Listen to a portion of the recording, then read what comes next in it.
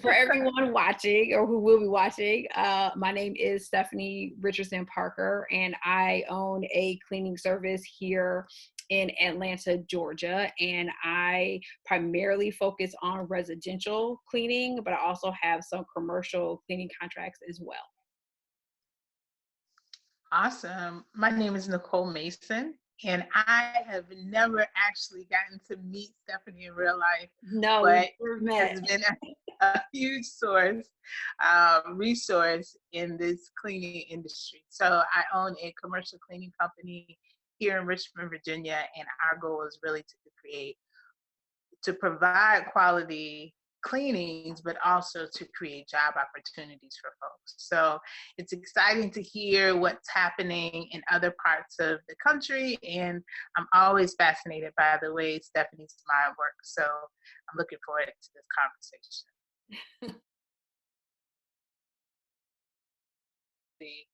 Our nurses are, recycling and reusing protective gear, whether it's mask or not so much gloves, but face masks and then the clear shield. Mhm. And the way they explained to me kind of that there is no sanitization process for them, they literally are told to put these items in a paper bag and take them home.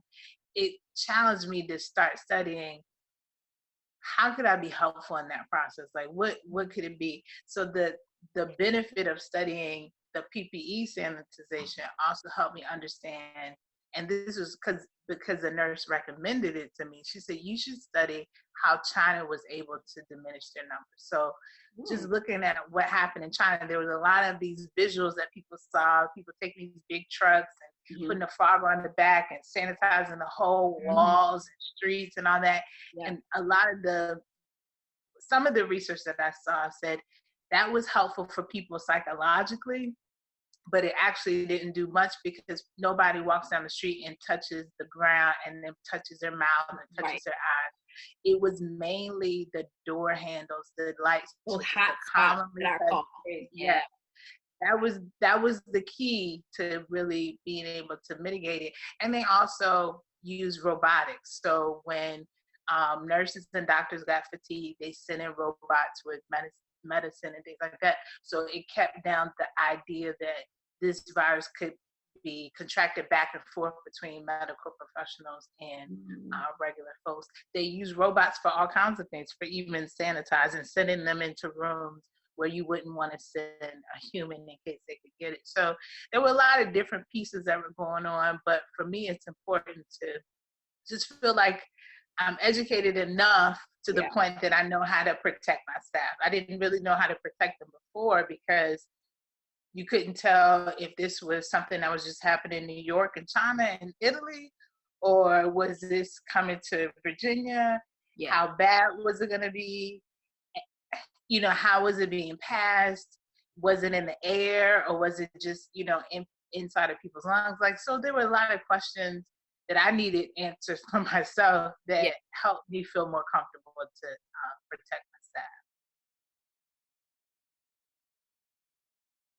I think the thing that you and I probably share in common is that more people are coming into this field that we've already been in for a while.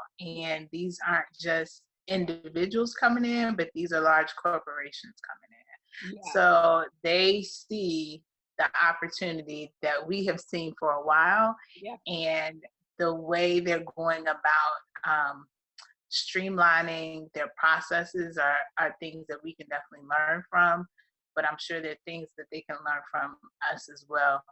It'll be interesting to see how many of them stay in this space after the shutdowns and quarantines and social distancing ends. But that's why I think it's really important that as business owners, we know our why.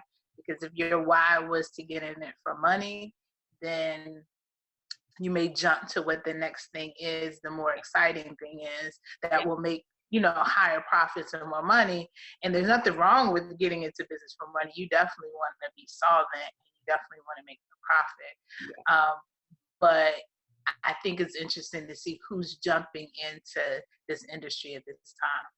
Yeah. I mean, I think you're right. And I think, like you said, about money, because for a lot of us, like some people are really doing really well now, but for a lot of people, they've lost business, um, Yeah.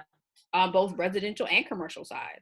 Yeah. Because I dabble in both, primarily residential, and I've had a couple clients that have canceled, Mhm. and also for commercial as well. A couple of the offices and gyms that I service are closed down, so Mm. they don't need cleaning. So the money can't be just the only reason, because you might have some lean times, and in those lean times, that's where you have to figure out how to be innovative and how to pivot. You and I talked about a little bit. So I definitely agree. So I think that's pretty interesting. Um, Kind of increased competition. I kind of get nervous about that, because you don't want them to, I don't want to say ruin the industry, but if they're not doing things properly, they're just trying to kind of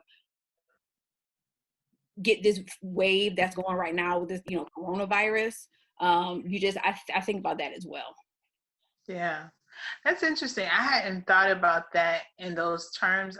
I've gotten more people to reach out to me probably within the last 3 to 4 months. Within the last 30 days, I've had more people reach out to me just who are starting their own cleaning business or have already started it but didn't have their first contract.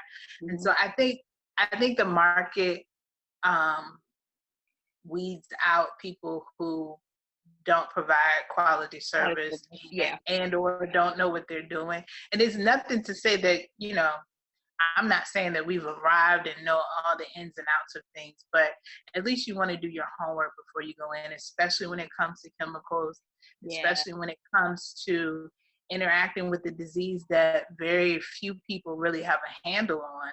Yeah.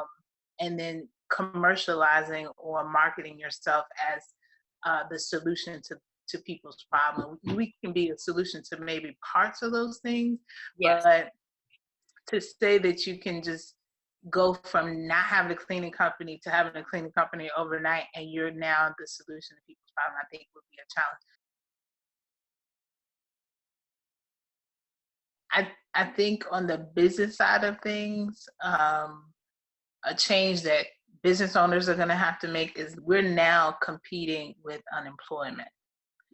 So, Mm. yeah, so the people who we're going to be hiring, we really have to have a lot of incentives in place that they want to come off of unemployment Mm. because I mean, in our city, I think in about our that. state, there's so many unemployment claims that it literally broke their system. I heard that too. I heard that somewhere else. I think like in California, someone was Yeah, trying to do it and the system just kind of conked out. yeah, yeah.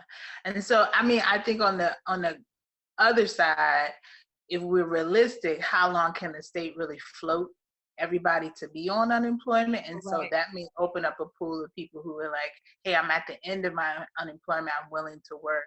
Yeah. But